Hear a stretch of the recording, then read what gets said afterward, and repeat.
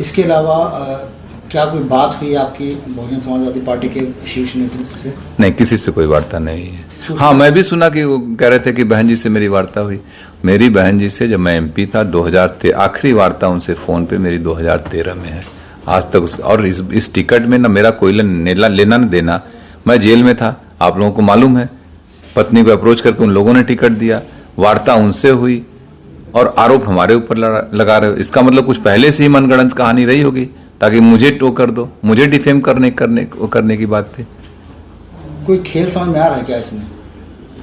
कुछ तो होगा, लग रहा है कुछ डिफेम। हमको जिस तरीके से बयान दिए गए वो मुझे डिफेम करने के लिए कुछ होगी बात इन लोगों की। चारा नहीं छोड़ा गया आपके सामने, सिर्फ एक दिन रह गया था नामांकन के लिए। हाँ बिल्कुल, अगर चूंकि हमने इस पर किया था नामांकन, इंडिपेंडेंट के लिए आपको 10 प्रस्तावक चाहिए होते हैं। आज हमारे पर्चे खारिज हो जाएंगे।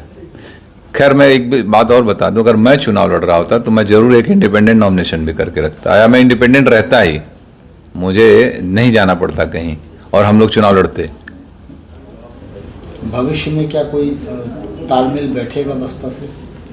मुझे नहीं, मेरा तो नहीं लगता है कभी।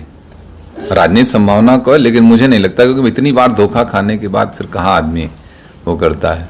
अब किसे समर्थन कर सकते हैं आप?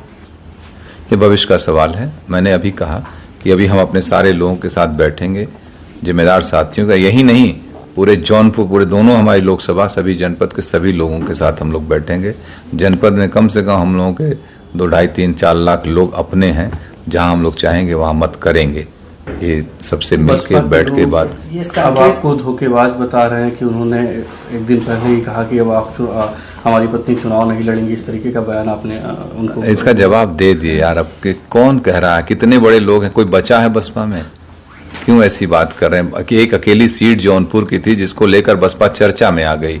5 जगह और टिकट काटे, कोई चर्चा है? इतने माइक लगा कोई पूछने गया कहीं? खाली जौनपुर की वजह से ना, जौनपुर की वजह से चर्चा में, धनंजय सिंह की वजह से बसपा चर्चा में, बसपा की वजह से धनंजय सिंह चर्चा में नहीं है। प्रणाम।